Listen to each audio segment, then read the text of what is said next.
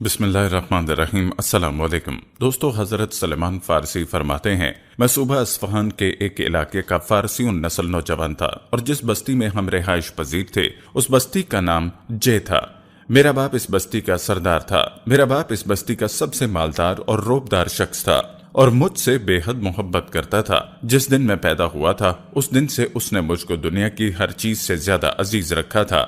جیسے جیسے میری عمر بڑھی ویسے ویسے اس کی محبت اور شفقت میں بھی دن بدن اضافہ ہوتا گیا۔ مجھے گھر کی چار دیواری میں اس طرح پابند کر دیا گیا جس طرح گھر کی دو شیزاؤں کو گھر میں پابند کر دیا جاتا ہے۔ میں نے محبت کے اس قید خانے میں مجوسیت کی تعلیم حاصل کرنا شروع کر دی۔ اس میں بہت زیادہ محنت کی اور اس میں خاص مقام پیدا کر لیا۔ بالآخر مجھے اس آگ کا نگران بنا دیا گیا جس کی ہم پوجا کرتے تھے۔ اسے دن رات جلائے رکھنے کی ذمہ داری میری تھی۔ میں اسے ایک لمحے کے لیے بھی نہیں بجھنے دیتا تھا اور میں آتش کدے کا محافظ بن گیا۔ میرے والد اپنے علاقے کے بہت بڑے جاگیردار تھے۔ سالانہ وافر مقدار میں غلہ ہمارے گھر آتا تھا۔ روزانہ اس جاگیر کی دیکھ بھال میرے والد کا معمول تھا۔ ایک دن وہ کسی بہت ضروری کام میں مشغول ہو گئے اور مجھ سے کہا کہ بیٹا آج میں کھیتوں میں نہیں جا سکوں گا، اور مجھے وہاں حکم دیا کہ میری جگہ آپ جائیے اور کھیتوں کی نگرانی کیجیے۔ میں گھر سے تو اپنی جائیداد کی نگرانی کرنے کے لیے نکلا، لیکن راستے میں میرا گزر ایک نصارہ کے گرجے کے پاس سے ہوا۔ سیر کے لیے میں اس میں چلا گیا۔ میں نے ان کو عبادت کرتے ہوئے دیکھا تو مجھے ان کا عبادت کا طریقہ بہت پسند آیا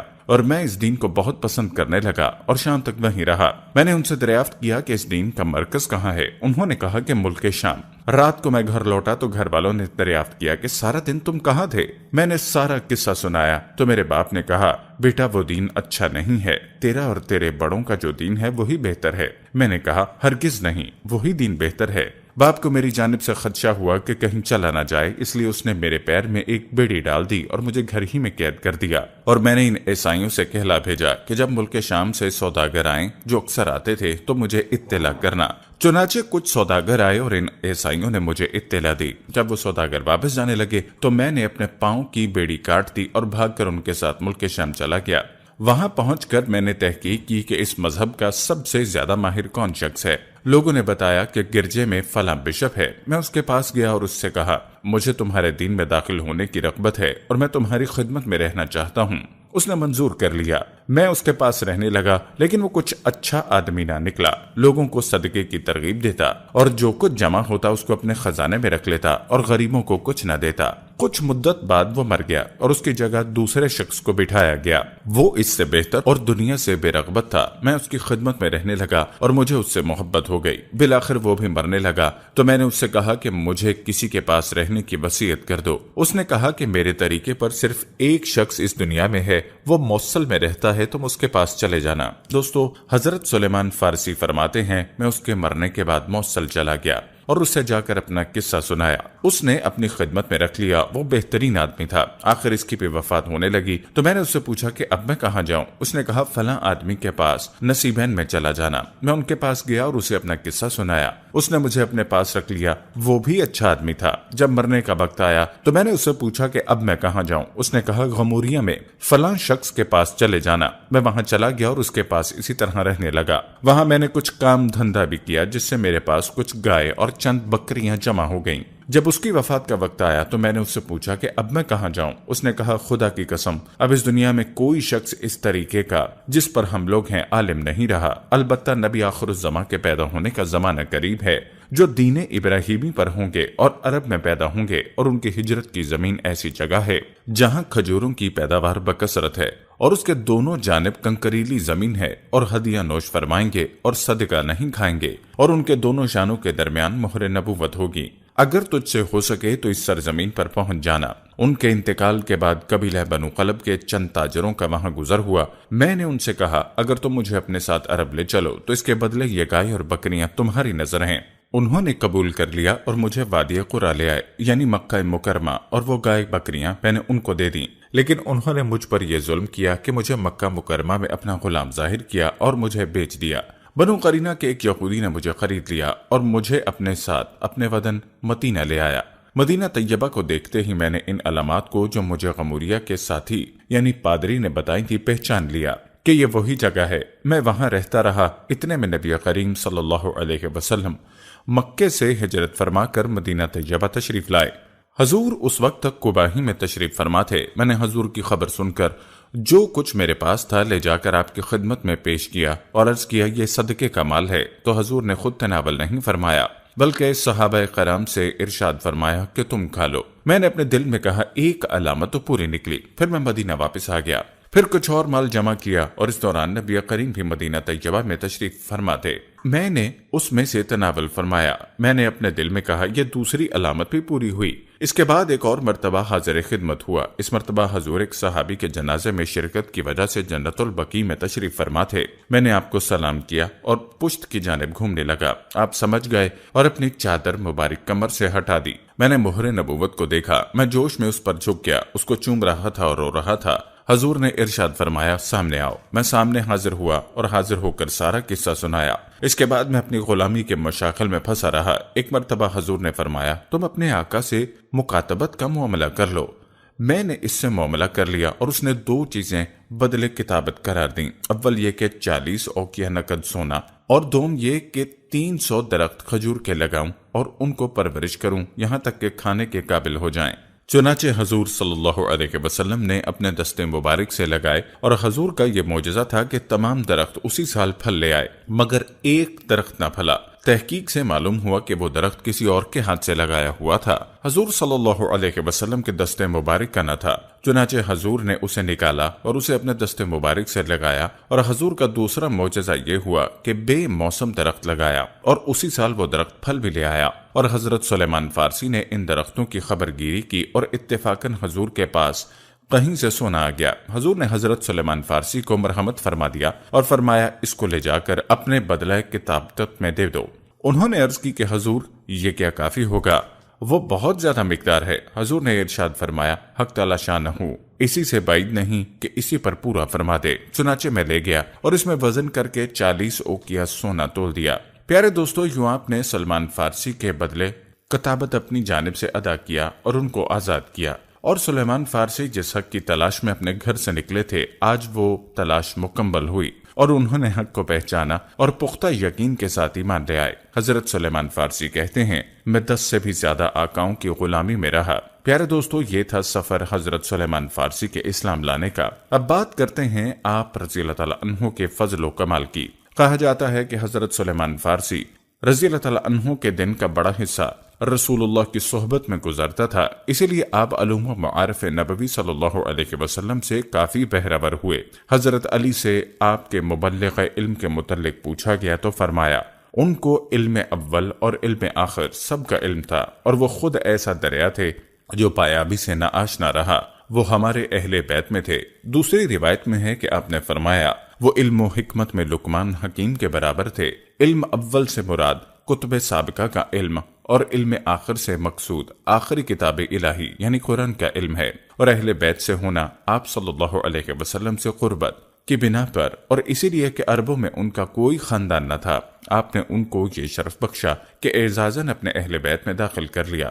حضرت معاذ بن جبل رضی اللہ تعالیٰ عنہ جو خود بھی بہت بڑے عالم اور صاحب کمال صحابی تھے، ان کے کمال علم کے معترف تھے۔ چنانچہ ایک مرتبہ اپنے ایک شاگرد سے کہا 4 آدمیوں سے علم حاصل کرنا، ان میں ایک سلیمان رضی اللہ تعالیٰ عنہ کا نام بھی تھا۔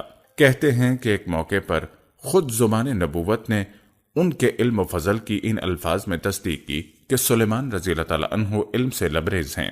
کہا جاتا ہے کہ حضرت حذیفہ رضی اللہ تعالیٰ عنہ مدائن میں لوگوں سے ایسے بیان کرتے تھے جو آپ صلی اللہ علیہ وسلم نے غصے کی حالت میں کسی سے فرمائی تھیں۔ لوگ اس کی تصدیق کے لیے حضرت سلیمان رضی اللہ تعالیٰ عنہ کے پاس آئے۔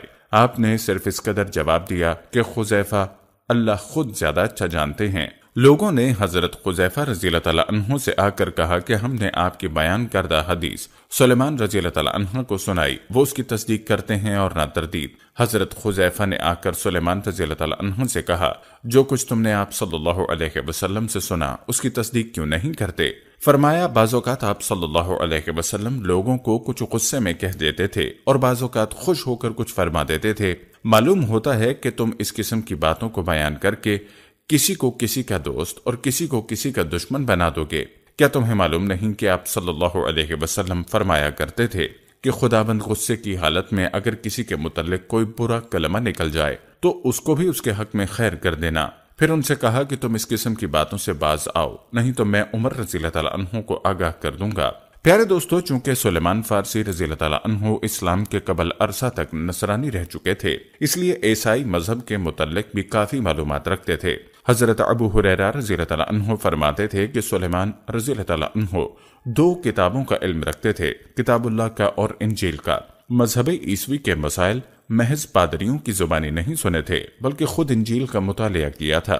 چنانچہ ایک مرتبہ آپ صلی اللہ علیہ وسلم سے عرض کیا کہ میں نے تورات میں دیکھا ہے کہ کھانے کے بعد وضو کرنے سے برکت ہوتی ہے۔ پیارے دوستو، یاد رہے کہ حضرت سلیمان فارسی رضی اللہ تعالیٰ عنہ میں مذہبی جذبے کی شدت فطری تھی۔ جس طرح آتش پرستی کے زمانے میں سخت آتش پرست اور نصرانیت کے زمانے میں سخت عابد و زاہد نصرانی تھے، اسی طرح مشرف با اسلام ہونے کے بعد اسلام کا مکمل ترین نمونہ بن گئے، اور ان کے اصل فضل و کمال کا میدان یہی ہے۔ بات کی جائے آپ رضی اللہ تعالیٰ عنہ کی زہد و تقوی کی، تو ان کا زہد و تقوی اس حد تک پہنچ گیا تھا جس کے بعد رہبانیت کی حد شروع ہو جاتی ہے۔ اس کی ادنا مثال یہ ہے کہ عمر بھر گھر نہیں بنایا جہاں کہیں دیوار یا درخت کا سایہ ملتا، پڑے رہتے۔ ایک شخص نے اجازت چاہی کہ میں آپ کے لیے مکان بنا دوں، فرمایا مجھ کو اس کی حاجت نہیں۔ وہ پہم اصرار کرتا رہا، یہ برابر انکار کرتے رہے۔ آخر میں اس نے کہا آپ کی مرضی کے مطابق بناؤں گا۔ فرمایا وہ کیسا؟ عرض کیا اتنا مختصر کہ کھڑے ہوں تو سر چھت سے مل جائے، اور اگر لیٹیں تو پیر دیواروں سے لگیں۔ فرمایا خیر، اس میں کوئی مذائقہ نہیں۔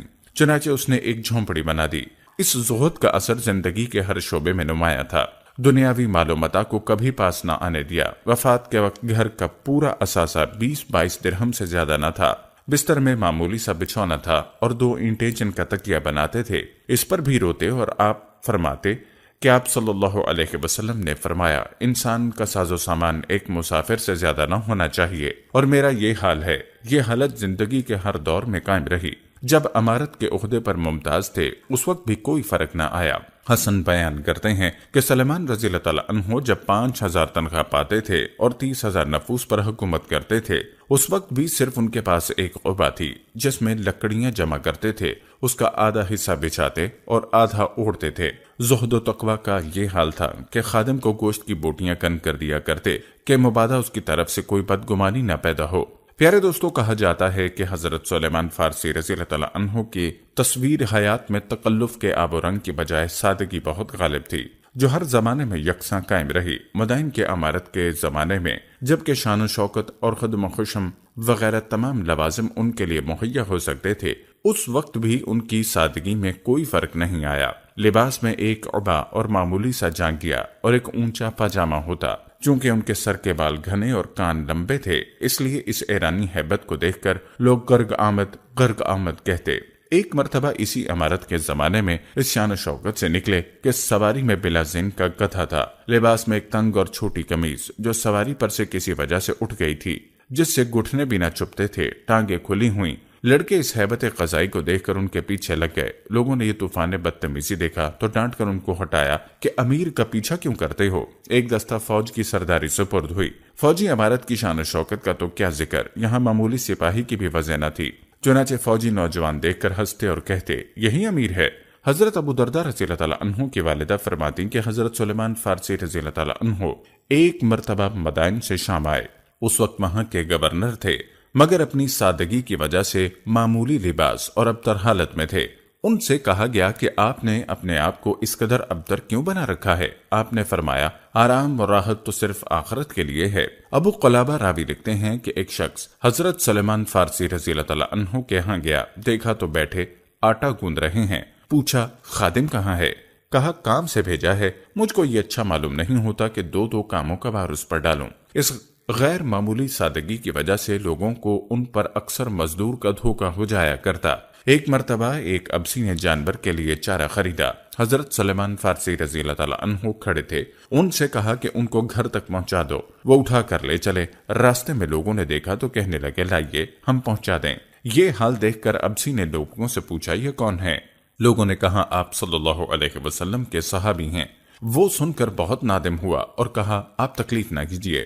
آپ نے فرمایا اس میں مجھے نیت کا ثواب ملتا ہے، اب میں اس بوجھ کو بغیر پہنچائے ہوئے نیچے نہیں رکھ سکتا۔ اللہ اکبر کبیرہ۔ دوستو، یہ تھی شان اصحاب رسول کی کہ اس قدر سادگی، اور ایک ہم ہیں کہ دنیا کی محبت اور شان و شوکت میں اس بات کا خیال بھی نہیں کہ ہمارا لباس آیا سنت کے مطابق بھی ہے یا نہیں۔ پیارے دوستو، کہتے ہیں کہ فیاضی اور انفاق فی سبیل اللہ بھی آپ کا نمایاں وصف تھا۔ جو کچھ آپ کو تنخواہ ملتی وہ کل کی کل مستحقین میں تقسیم کر دیتے اور خود چٹائی بن کر معاش پیدا کرتے، اور چٹائی کی آمدنی کا بھی 1/3 اصل سرمایہ کے لیے رکھ لیتے، 1/3 بال بچوں پر خرچ کرتے اور 1/3 خیرات کرتے۔ ارباب علم کے بڑے قدردان تھے۔ جب کوئی رقم ہاتھ آتی تو حدیث نبوی صلی اللہ علیہ وسلم کے شائقین کو بلا کر کھلا دیتے۔ پیارے دوستو، ہم یہ امید کرتے ہیں کہ آپ کو ہماری آج کی یہ ویڈیو ضرور پسند آئی ہوگی۔ اگر آپ کو ہماری آج کی یہ ویڈیو پسند آئی ہے تو سب سے پہلے اس کو لائک کریں اور اپنی رائے کا اظہار کمنٹ سیکشن میں لازمی کریں۔ آخر میں آپ سے ایک بار پھر درخواست ہے کہ آپ ہمارے چینل زما وائس کو ضرور سبسکرائب کر لیں اور ساتھ ہی لگے گھنٹی کے بٹن کو بھی کلک کریں تاکہ آپ کے پاس ہماری آنے والی مزید ویڈیوز کا نوٹیفیکیشن بر وقت ملتا رہے۔ اللہ تعالیٰ آپ کو اپنی حفظ و امان میں رکھے، آمین۔